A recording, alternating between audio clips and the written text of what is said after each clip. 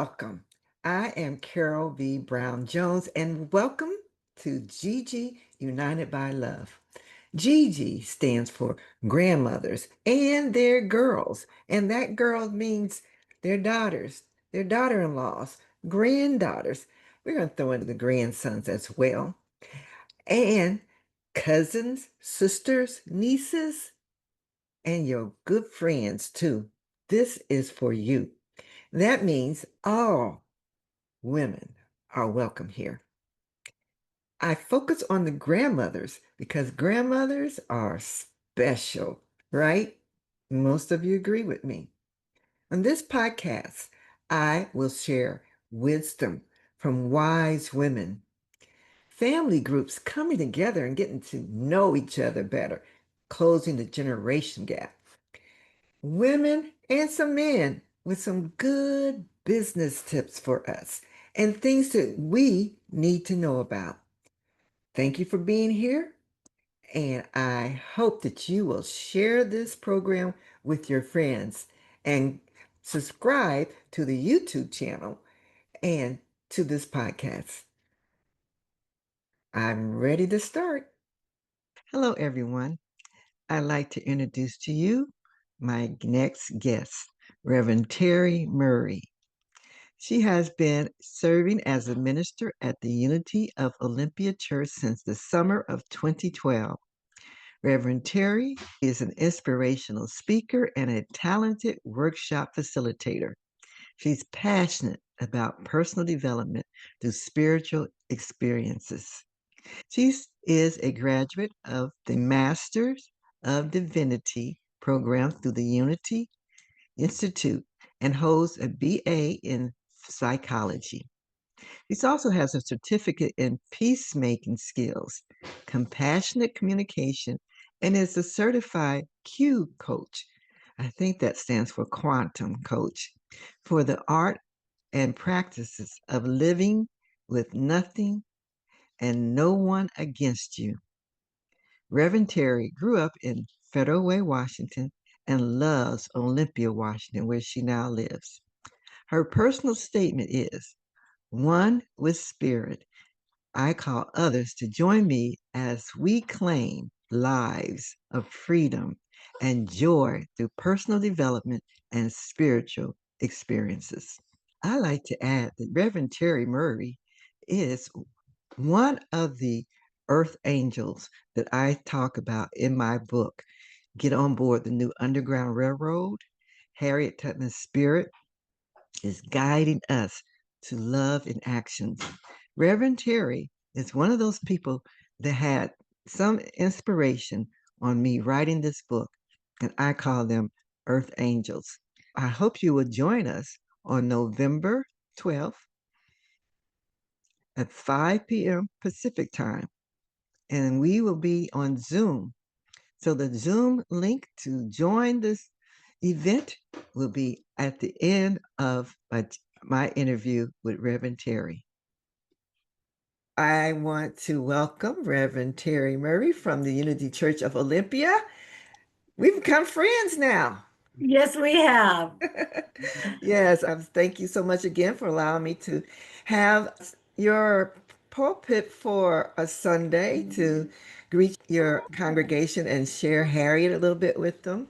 It was Well, beautiful. thank you. I'm gonna, my dog is talking, and I don't know if he Okay. wants to be on TV or not, but you know what? It was a joy to have you there. As a matter of fact, I have been forwarding the link to our YouTube recording to other ministers and to members who weren't able to make it because your presentation was just that joyful and moving. Well, thank you. I appreciate that. Yes, I plan to reach out to other ministers and other churches because, like I was launching the new Underground Railroad, is all about getting people on board, thinking in a unified way and helping each other and speaking out. And so, definitely, I want to be able to share with others. So, this interview is about you. Excellent. I like to talk about me. Okay, good. Tell us a little bit about you. Where'd you grow up and how'd you Yeah. end up where you are? So I grew up in Federal Way. Federal Way is just an hour north of Olympia. My expectation when I was going to seminary was that I would get to go live in a sunshine state. You know the old saying, tell God your plans and then God He'll laughs. laugh at you. Yeah. Yes. So I end up an hour south of where I've been most of my life. I was just talking about my growing up years with my friend Barbara yesterday. We went to the Portland Zoo and we saw all of these Northwest native species of animals that I got to see as a child because I grew up in a time period and in a location where there was lots of forest. And so we saw freshwater otters and we saw beaver in the lakes. And it was just a nice, sweet way to grow up. There wasn't any less danger. We just didn't talk about it as much then. And Federal Way has grown now. It'd be hard to find those animals now. So I think it's great that the zoos do have them because, yeah, Federal Way, were you near the park? What's the big park down there? I don't even know. I haven't lived there now for so long. Uh-huh. Yeah, Way is a big, every place around here is big and booming and plenty of Mhm. apartments. I lived in Federal Way for about a year when I first moved out here. And we moved into a brand new apartment. And before we left that, there was another big one behind us. And whoo, it's just Yeah, exploded. Yeah, but that's great. yeah, it exploded from the time that I was a young child. Yeah. So Mhm. then, did you live anywhere else during this time between Olympia and Federal Way? Well, sure. I lived. So, as a young adult, I moved just down the hill from Federal Way into the Auburn, Kent Valley. And I'll tell you, I was not a stable young adult. I moved probably every year. I used to joke that I had to move every 6 months to a year just so I didn't have to wash the windows. That, I know you like to but the joke truth is, on your signature for your emails. It's all about laughter, so that's beautiful. yeah. Yeah, and laughing at ourselves and being able to look back at that woman that I was and see her through the lens of the crone that I am now, right? Mm. Grandmother that I am now. So Um, you're talking feminine energies. Explain oh yeah. levels, because to some people the crone sounds. Explain that to us since you brought that up. Yeah, for me, the crone is the fully menopausal, owning our own power, access to wisdom, through the experience of our own lives and also through the experience of being present and witness to the lives of the people that we have loved, that we have been challenged by. So yeah, the crone, it's almost a resting place because it's when stuff shows up for me now, it's okay. It's Right, not, right. yeah, But the crone is a level of goddesses, right? absolutely. All right. You're not afraid to preach and talk about goddesses. T- No. Tell me a little bit about goddesses. My audience, I'm introducing them Yeah, to new way of thinking. And the goddesses is not a sacrilegious thing to consider yourself a goddess. that's Tell right. us. One of my teachers when I was in seminary, and that was in Missouri. That was my other big move in life. My big move was that I went to Missouri for 4 years, Okay. but then came back out here. When I was in Missouri and I was going to seminary, one of my teachers said that if you have a relationship with a God who is a different gender than you are, then you're praying to a God that somebody else gave you. That's beautiful. It is, isn't it? Because if we believe that God is within us and we are creators created by God to be representing him or her, then we need to know that God is who we are, part of us. That's right. We are expressions of that divine presence. That's what it means to be a child of God, and that's a term that's easily acceptable throughout, I think, many faith traditions, and that we are expressions of that. And if I'm an expression of that as a woman, then that's the goddess expression. Absolutely. I love it. Love it.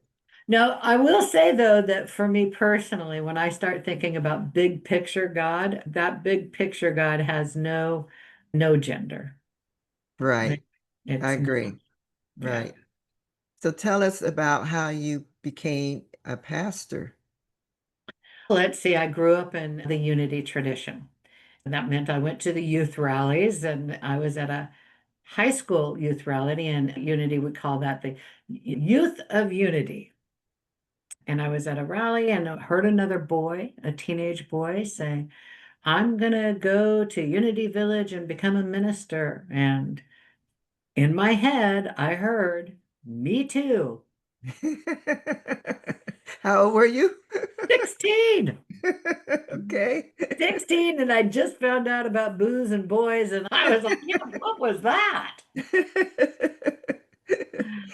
So I put that off, and then years later, when I gave up the booze, but not necessarily the boys, I started entertaining that idea again. But by then, I was a single mom, and it just didn't work, right? It cost money to go to school, and so I put that aside. And then years later, I was remarried and took a look at it again, and at that point, it didn't make sense either. And that just kept coming up. At one point, I was very involved with the Unity in Kent, Washington. Took a look at it again, but I really believed that, and it was true for me, that I had a ministry in working with women as they came to terms with their own issues around alcoholism, trauma and abuse, recovering their voices and their souls just by being with them, by being present to them. And then in my 40s, I was divorced again. I had some money. My daughter was grown up, married, and had her own family, and I don't have any excuses left. Well, I guess that was the right time. It was the right time. Right. Beautiful. So how long have you been the minister at Unity of Olympia? Well, that's the only church that I've served as a minister. I've been there since July of 12. So what's that? 13 going, I'm in my 14th year. And like any relationship, I think of ministry and the relationship between the minister and the community as a marriage. Mm, yeah. At first, they were in love with me and I was in love with them. And then a little while went by and they're like, what is wrong with her? And I'm like, what's wrong with them? I'm gonna fix them. I'm gonna fix them. Yeah. And then let's see what happened. And then you start to really start seeing my own part in what was going on. And we just grew. A marriage. We've grown together.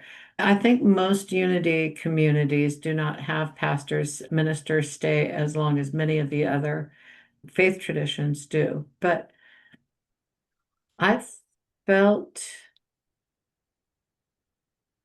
a sense of belonging and connection, and they offer me just the work that I need to grow my emotional and spiritual intelligence.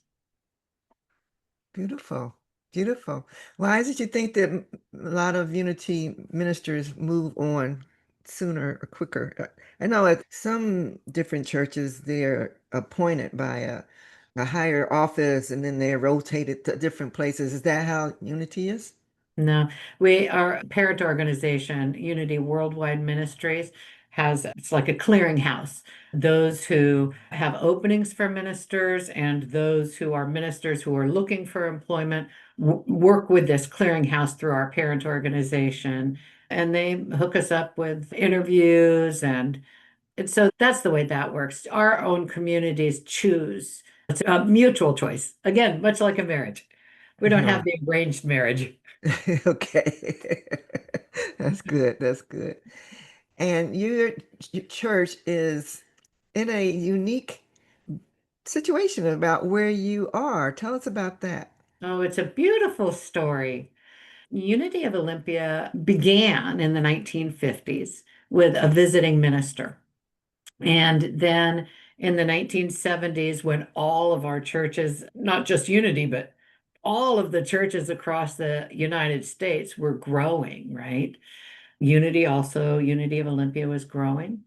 And they thought, well, let's go ahead and build our own building. So they did. That was 1974 when it was constructed. And they had 300 people. It was built for 300 people plus 100 kids on 4 acres. And it was very beautiful. But when I arrived in 2012, it was aged and in a state of, it was calling for some improvements. So we did. We spent some time knowing that we have enough and knowing that we could live into caring for the property. And then the shutdown happened. We did some remodeling. We got some new furnaces because the furnaces were 40 years old. We did a lot of stuff. And then the shutdown happened. Talking about the pandemic, 2020. Yeah. And that exacerbated a problem that we'd already had, which was that being on the end of a road and having 4 acres of mostly forest, we had people coming in and squatting and bringing furniture and setting up homes in the forest, bringing their RVs, dumping their garbage, dumping appliances. And then, of course, there's always the teenage vandals, which I don't hold any resentment towards teenage vandals. I know they're just having been one myself. But, and then the hardest part for me was the part where people were overdosed in their Mm. cars in our parking lot. Oh, wow. That is Um, hard. it was really hard. The houseless situation, the people with the who are desperate, like it just became so much that I started asking the community to be willing to leave because they didn't, like a lot of communities, we had 80 to 80 people on average rather than the 300 that it was supported by before. So we did. And when we got ready to leave, I mean, it sold immediately. And then I was in a little meeting with other clergy, and Rabbi Seth from Temple Beth Philo was there. And I said, we're selling our building. We're going to move at the end of the year. And he said, where are you going? And I said, we don't know. God's going to figure it out. And he said, you can come to the temple. Just like Ah, that. beautiful. And it is because here's the history is that the Temple Beth Philo folk had a much smaller building at one time. This building that we're in now, that they're in now, we share, it was purchased about 25 years ago, I believe. And prior to that, they were in a tiny little building and they would have all of their high holy days at Unity of Olympia. Oh, wow. What a connection. Yeah. Yeah. It is pretty groovy. Yeah, that is Yeah. very nice. I think is when the first time I came, I was a little late, and this big gate was like, oh my gosh, that was unexpected. But then I realized, unfortunately, that's needed these days. Yeah. Yeah. Well, So, then especially in communities, Jewish communities. right. That's too Mhm. bad. That's why I feel it's so needed for us to talk to each other and get to know each other and share our thoughts and beliefs and love. Number one thing, love. So That's you right. also have connection with other churches in the area. What Yeah. do you call that? The interfaith Yeah. So organization? Olympia has this group that was formed over 40 years ago. It's called Interfaith Works. And uh, I don't know factually, but I am under the impression that we might be one of the most effective interfaith groups that there is. So our interfaith programming is about supported by, I don't know, 40 or 50 churches plus individuals. There are two focuses. One focus is to bring lay people together on a regular basis, monthly. They're the program council, where they get to share their spiritual and religious traditions and experiences. And then the clergy get together quarterly and participate in some spiritual practices, but mostly we talk about how we can support each other. And Mm. that's a beautiful thing, right? Yes, that is. So that's one of the things that it does is it creates an interfaith dialogue. The other thing that our interfaith works programming does is it serves the needs of the community, the neediest. So Mm. and I'm going to include myself in the interfaith works programming because I give personally, financially, and Unity of Olympia. Our program gives a quarter of our 10% tithe every month to Interfaith Works. We do housing. Oh, So, really? yeah, Interfaith Works, the most recent project, I believe, is a place downtown where they offer showers and meals and things like that. There's also a shelter that is owned and operated. I think they have 56 apartments. Wow, 56 houseless people got to be housed that's through beautiful. that four-story building. And then the ground floor of that building, shoot, I'm not going to be able to remember the number, but it does overnight shelter and food. That is nice. I'm glad to hear that. I didn't know about that at all. I know, it's pretty cool. It is very cool. And are there others in Washington State? Other interfaith groups? Yes. I think there are, but I don't know that they're as active in caring for the most needy as much as we are. And I don't know how that happened. They were already, when I got here 13 years ago, this community was already on it. They had been a huge part of tiny home Mm-hmm. community, Mm-hmm. creating them and then turning them over to the people who lived there, along with some help from some state agencies. They're just pretty amazing. That is amazing. I love hearing that. See, that's the spirit of what I'm trying to help people see is needed. That Yeah. we come together and support each other because we're all God's children and we're here to help each other. That's part of what we're here for. And live in peace and joy and unity. Well, and being of service, Yes. being Mm. of service, it provides something in our souls that we need. I believe that just like that saying about there was a God-shaped hole in my soul, right? And so people say that when they come to be reborn or come to AA or come to any of those places where it's like they were hurting and they found God filled that hole. I believe that the same is true for service, being able to know that I have made a difference in the world in Mm. a way that really matters. That's beautiful. That's something we all want. Yes. Yes. Thank Mhm. you. Thank you for that. What else would you like to share with us today? Uh, I mean, if you were thinking before we got here, I want to make sure I say something about this. Was there something like that?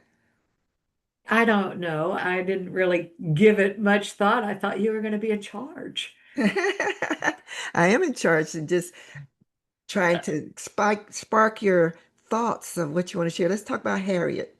So Yes, let's talk about Harriet Tubman. Did you grow up learning about Harriet Tubman?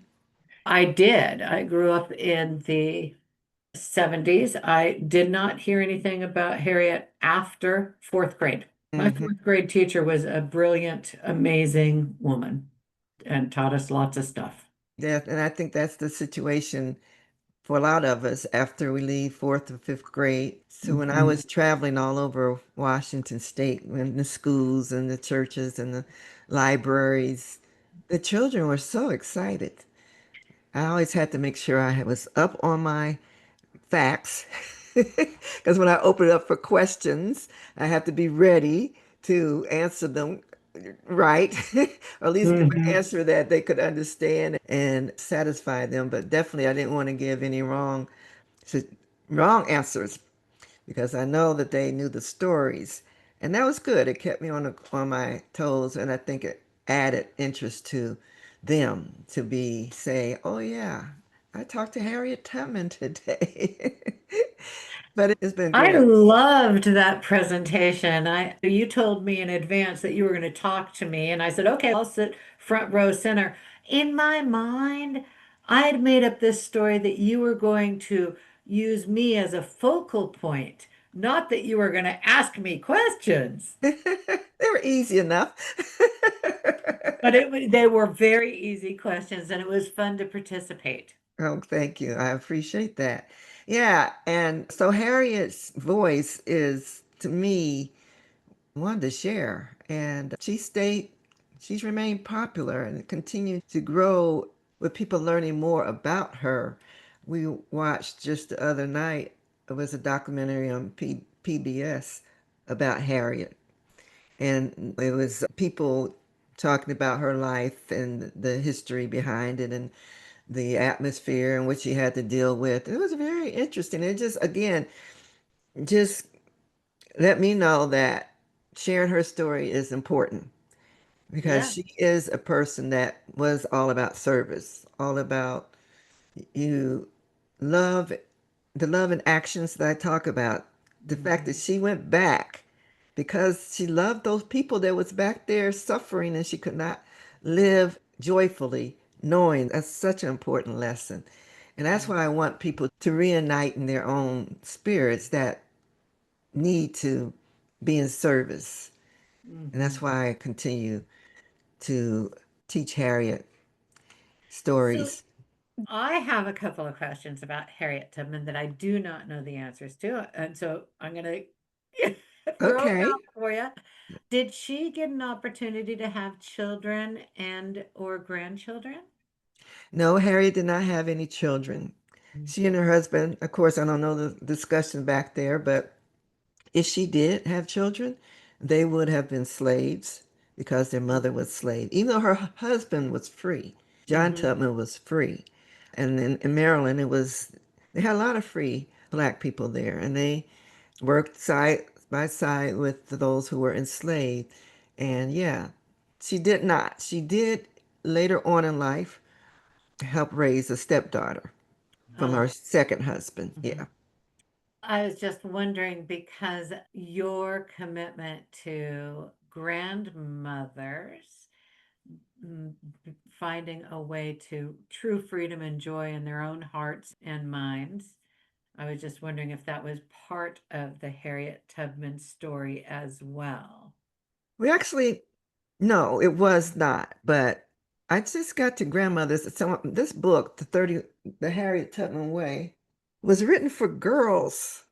It was written for girls, and in an effort to try to reach the girls. So I reached out to schools and I reached out to mentoring groups that work with girls to try to bring my workshop. It's a workshop Mm-hmm. to them, and that has been a challenge.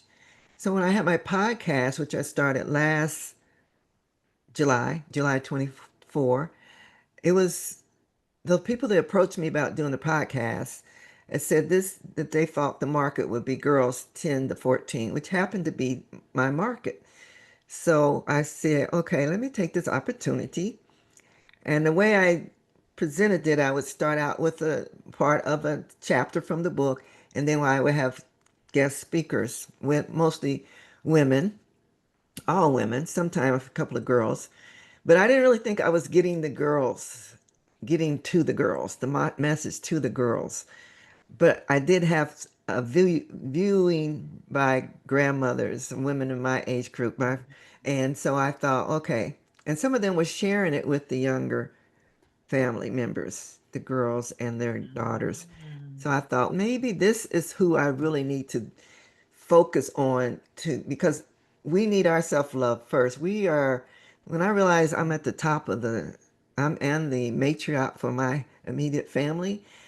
And I have a responsibility to share the wisdom, the love, and joy that I have learned through my life and from my mother and grandmother, who both lived to be 101. That's a lot of years of wisdom and love to share. And I said, I'm not alone with that.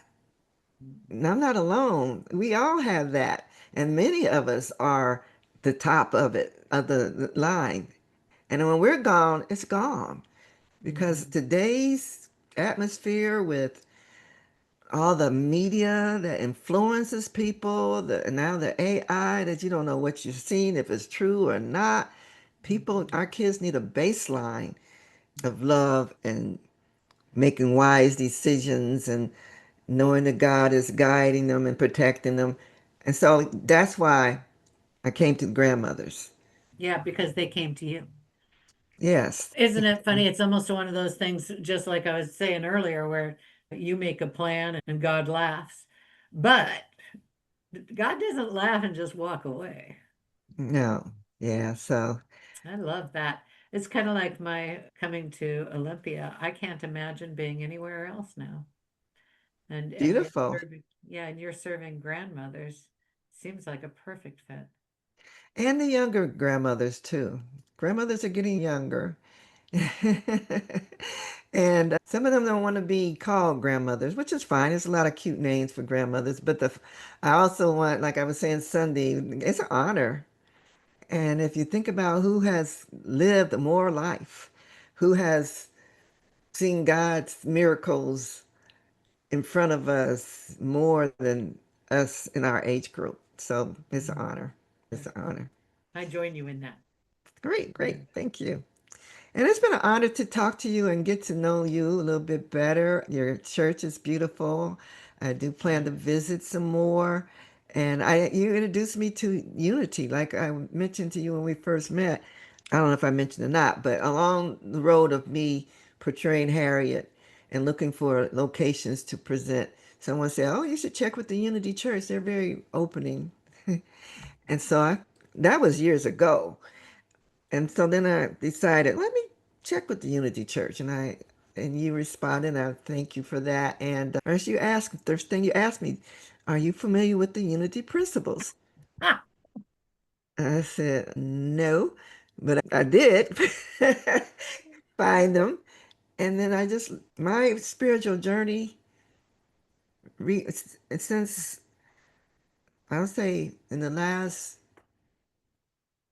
what is it, 6 or 7 years, has looked more like Unity. see, here's the thing. I believe that anybody who's actively involved in their own emotional and heart center, might be another term for spiritual life, that if they're honest with themselves, that there is an evolution of the understanding of God. I don't think that God changes, but we change throughout life. And so our understanding of what our relationship is and how that power is working in our lives, it changes. It Yes. and I feel so lucky to have grown up in that consciousness that for me as a child, God was like Casper the Friendly Ghost. Always there hanging around, huh? Yeah. And when I hit my late teens and early 20s, I got to redefine that. I got to really, and that is one of the great things about the New Thought movement. Unity is not the only one. Centers for Spiritual Living, Divine Science. There are other communities out there. Unity's been around the longest, but that doesn't mean that the others don't have value. This idea that we are all expressions of the divine, for me, it continues to be exciting, especially when I wake up with the uglies. You know what I mean? Oh, you're funny. Yeah. Ah, thank you, Reverend Terry, for your time. I know you have many things on your agenda, and for you to take this time with me, I really appreciate it, and thank you so much. Thank you, Carol. It's just a pleasure to get to know you more and more. That's great. All right. Today we have a very special treat. And I'm so glad that you're here to share this with me. I have two women to introduce to you as our guest speakers today. First is Harriet Tubman. Harriet Tubman is best known for her courage and compassion as a conductor on the Underground Railroad. She was born a slave in Maryland around 1821 and freed herself when she was about 25 years old. Then she did the unimaginable. She went back 13 times to rescue up to 70 people. Harriet did not work alone. She had the support of the Underground Railroad. The Underground Railroad was not a train on tracks. It was a powerful movement of people helping people, risking everything so others could gain their freedom. Today, Carol V. Brown Jones will be portraying Harriet Tubman as a 92-year-old woman, sharing her stories about the Underground Railroad, her service as a scout, spy, and nurse during the Civil War, and the way she cared for people throughout her life. Carol will also share how portraying Harriet Tubman has led to a chain of synchronicities, including being here today. Carol is the president of Harriet Tubman Love, Leadership, and Legacy Coach. That's HT3LC, just in case you need to know that, which offers several programs under its umbrella. These include the podcast and newsletter, Grandmothers and Their Girls, Gigi, United by Love. Through this work, Carol teaches self-love to grandmothers so they can share their joy and unconditional love with the girls in their families. And as we know, when women live joyfully, the men in their lives are blessed as well. Carol has written 2 books about Harriet Tubman, 30 Lessons in Love, Leadership, and Legacy from Harriet Tubman, and The Harriet Tubman Way, an inspirational guide to self-love, empowerment, and legendary leadership from Harriet Tubman. And today, we will be the very first to hear from her new book, Get on Board, The New Underground Railroad. Harriet Tubman's spirit is guiding us to love in actions. Carol has a background in nutrition and public health. All of these paths she has taken in life have led her here to being here with us today. Today, we are traveling back in time to the year 1912.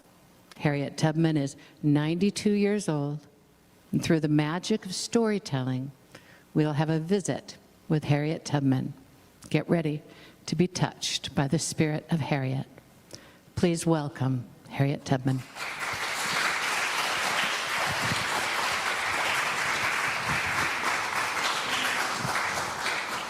You said you got some company today?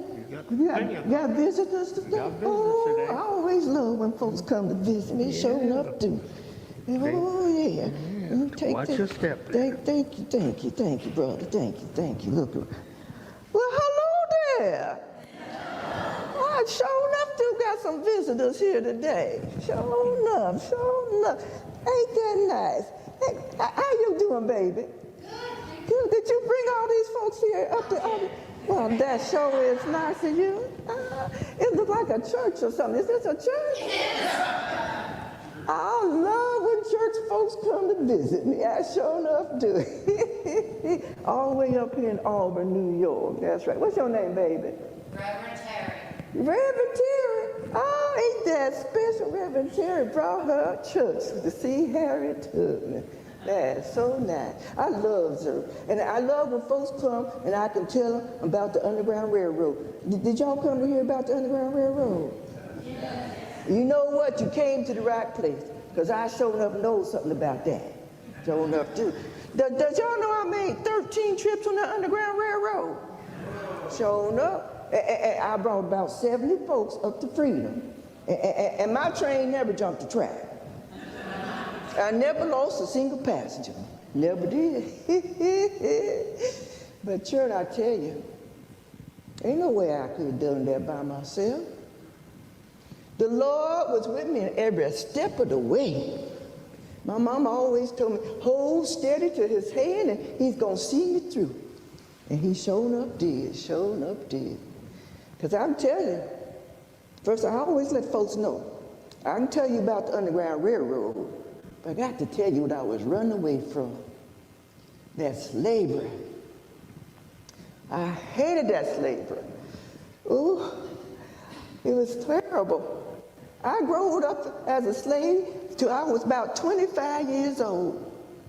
And that's when I said, the Lord had told me I had the right to one or two things in my life, my liberty or death. And when I decided to run away for freedom, ain't nobody's gonna take me back alive. Nobody. Now, I always want to make sure children know and folks know the Underground Railroad wasn't no real train or no tracks. The Underground Railroad was all about people. People helping other people because they know that slavery was wrong. They listened to God telling them in their heart to help other folks.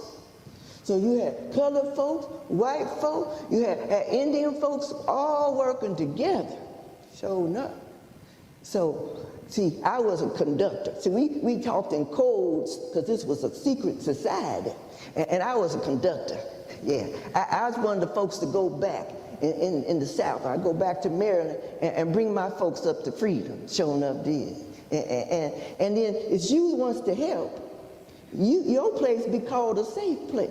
Reverend Terry, is your church a safe place? Our church is a safe place. That's great. I'm glad to hear that. You want to be able to open up your home or maybe give some money to help somebody or ride to the next station. Because I'm telling you, it was scary out there trying to run away without that help from the Underground Railroad. You see, most of my trips are wintertime. Now, you know, people ain't hanging outside so long in the winter, right?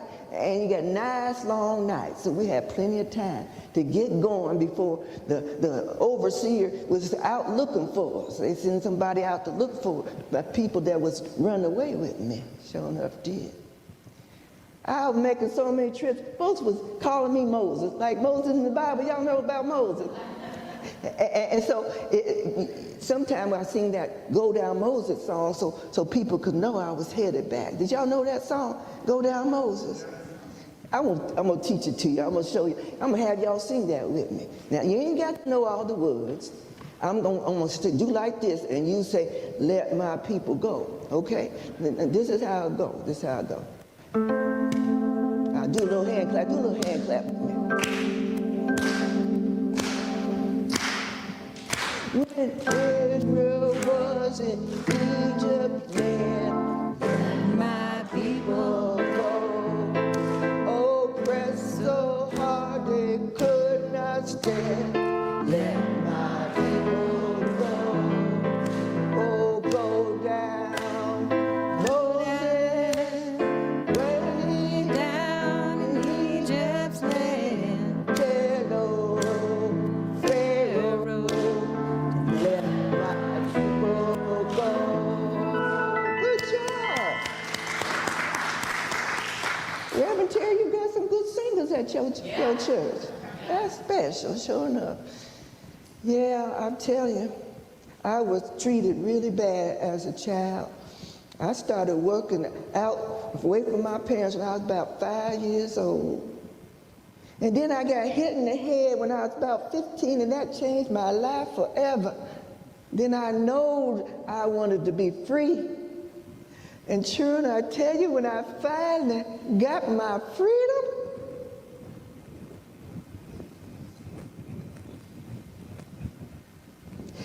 see, I traveled by myself on my first trip, and I traveled at night, and in the morning time, I'd go resting. But this morning, the sun came up like gold behind the trees. I realized I had crossed the line. I was in the land of freedom. It felt so glorious. I had to look at my hands to see if I was still the same person. It felt like I'd gone to heaven. I was free. I was free. I was free. I was free.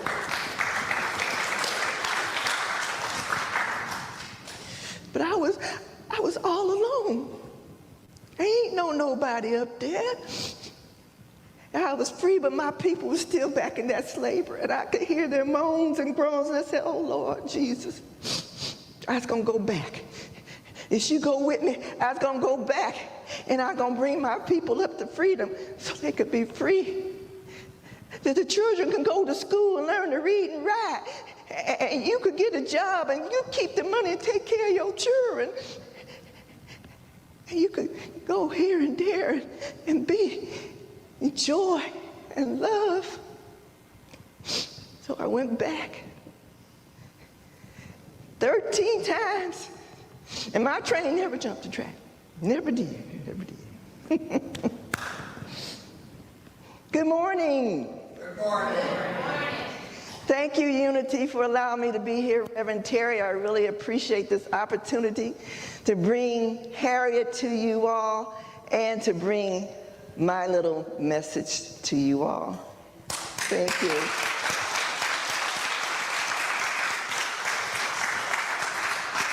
Synchronicities is what we're talking about. And Harriet Tubman has been a part of my life for 25 years. I've been portraying her all over Washington State for over 25 years, schools, churches, colleges, wherever they have me. And it's been great. It was great.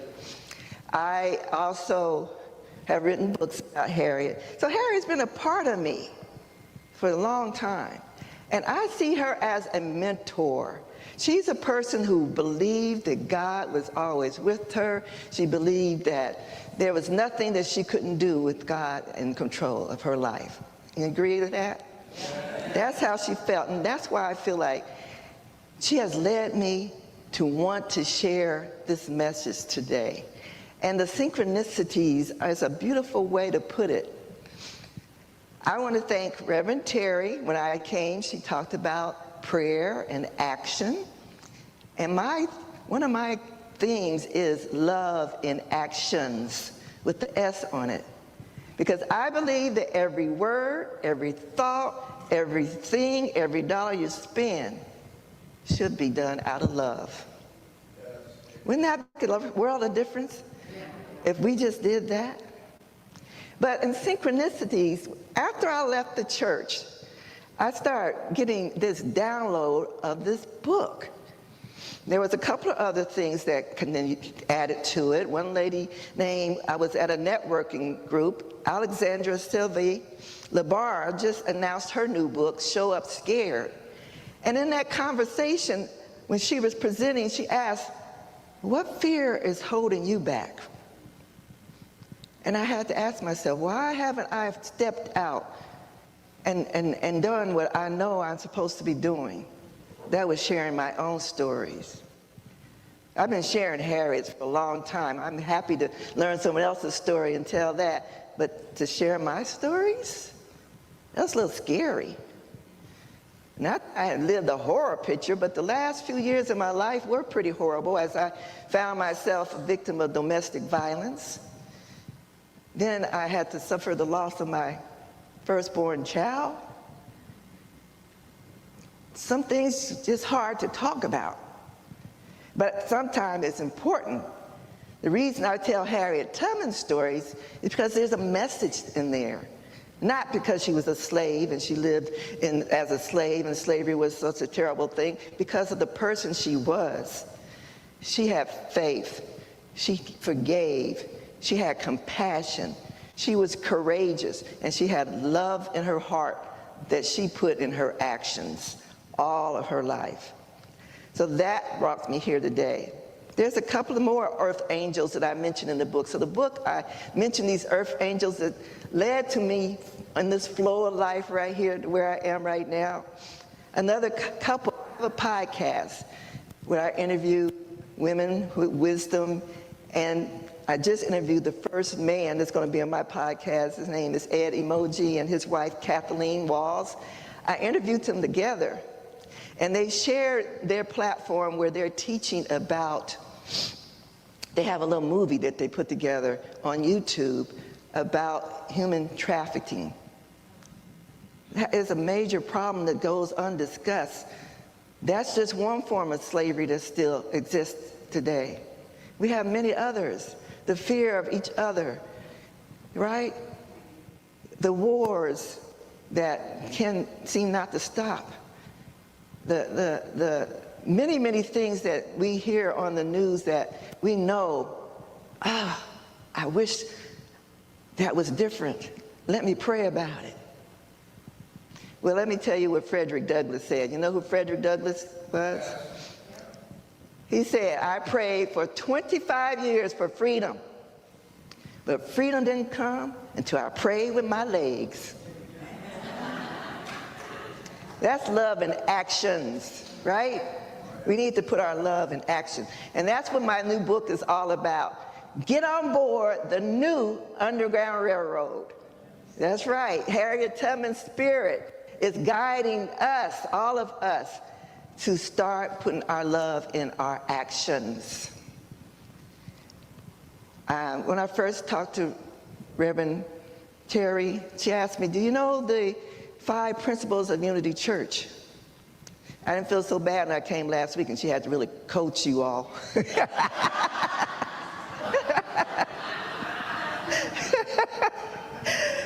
But when I did learn them, God is everywhere and always good. We are divine at our core. Our thoughts shape our lives.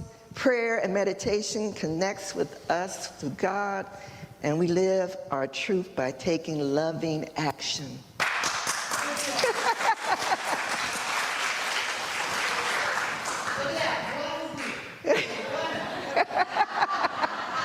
I got them written down, okay. So I started wondering when I was writing this book, when I was driving home back to Puyallup, when I left that service, I was thinking about what I heard about my fears and things like that, and this book just started downloading. I send you a little graph, but that it's so much better than what it was when I sent it to you. And I started out by, what are all the different religions? What do we have in common? I'm sure there's some core things that all of us have in common. So in the book, I list at least 10 different religious groups and what they have that they preach. But I have 6 things that they all have in common. One God, show love and kindness, help others and be fair, forgive mistakes, and heal from hurt. Pray and spend quiet time with God or Spirit, whatever you call him, and work together in community. That is the new Underground Railroad, y'all. That is it. Just think of the potential if we actually live those principles. We don't have to come and be in church together, but we're in the community. If we just live those principles, I think a lot of our problems of today would just be resolved. And you know, I work with grandmothers. Any grandmothers in the house?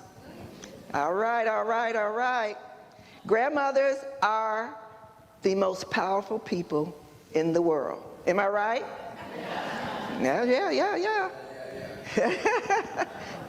The Hopi Indian tribe has a saying, when grandmothers speak, the world heals.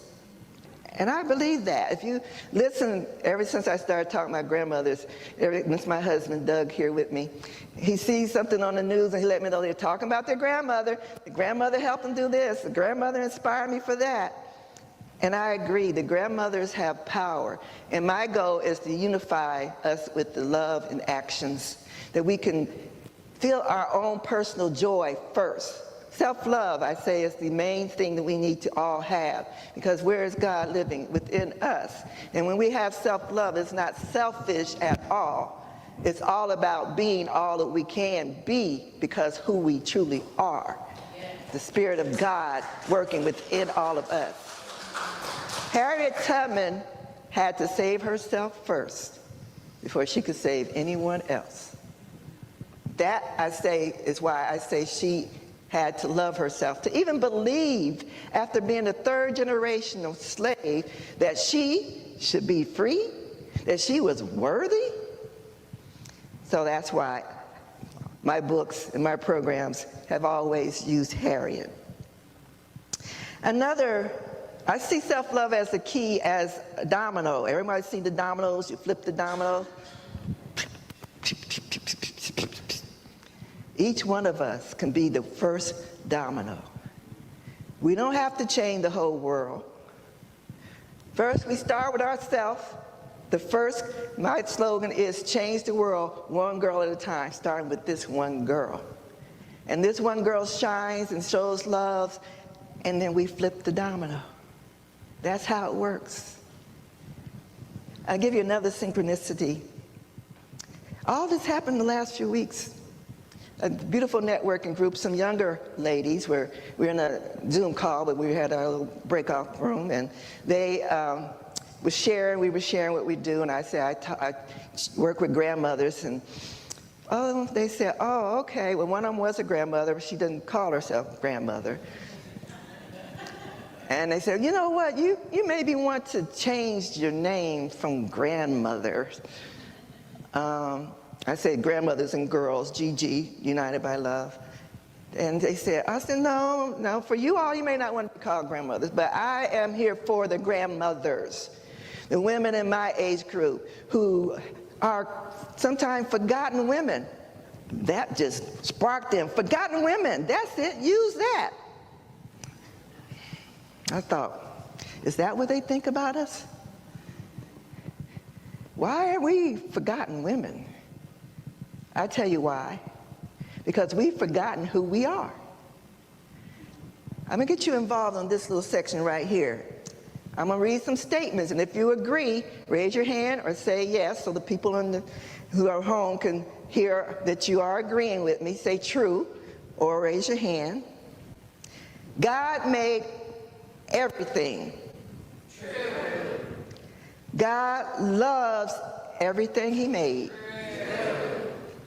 God is everything He made. True. God doesn't make mistakes. True. God made man. True. And God made woman. True. God made our bodies. True. God only makes beautiful things. True. God made us mothers. True. God made us grandmothers. True. And God blessed some with being great-grandmothers. Women are the feminine version of God's creation that He loves. True? I hear that true? Let me hear about this true. We are goddesses. There is nothing that is not God's creation. And when God made people, He loved all of them equally because they are all part of Him. All right. I thought you agree with that. So what I just told you now, anybody who been watching American Got Talent and saw Chris Tucker on there? The guy who did the rap, they just got things out the audience and he just put this rap together. It was amazing. He came in second place. I'm not Chris. But my chat GPT is. So what I just told you, I put in the chat. I said, give me a poem. So here we go. To spread love through the world, both far, near, and far, you planted seeds, each a hope, each a star. In every rose that blooms, in lofty trees, your love grows inward, carried on the breeze. We trace the source of all love the same. One beating heart, one holy name. Your heart, my heart, all hearts align. A single thread by grand design. You stand within the house of God. I'm talking about this temple right here. Cherished, seen, not flawed or odd. He shaped you gently by your plea. Beloved children, created free. His pride in you and boundless crest. You shine with him. You are blessed. How does that feel? Let joy appear. Let goodness rise and banish fear. You're meant for happiness, pure and true. God's dream of joy is especially for you. If it doesn't feel good, pause. See. Sit in silence. Let longing be. Ask, who am I? Soft, alone. What is my wish? What seeds be sowed? Hear your soul, let the joy be guided. Move towards the light you hold inside until smiles turn into laughter and feet dance free.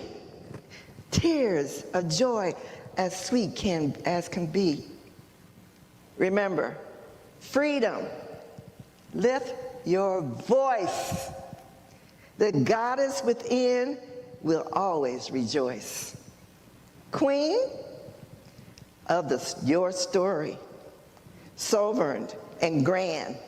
Rise up, Gigi. Take life by the hands. I am Gigi. Full of love, a title given a crowd from above. Girls every day, everywhere, one day will say they want to be a Gigi like me one day.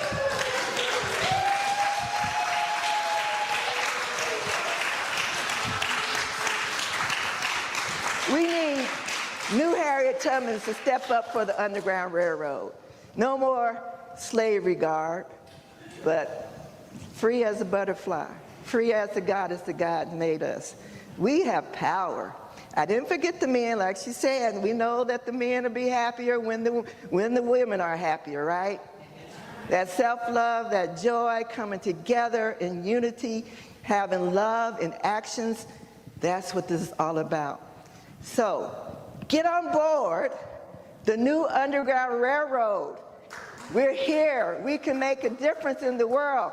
It only takes us one self-love person to share our love with the world. We're going to flip the dominoes. Each one of us can flip the dominoes. We are here, and I'm here to encourage that we change the world through one girl at a time. And that girl begins with yourself. Thank you.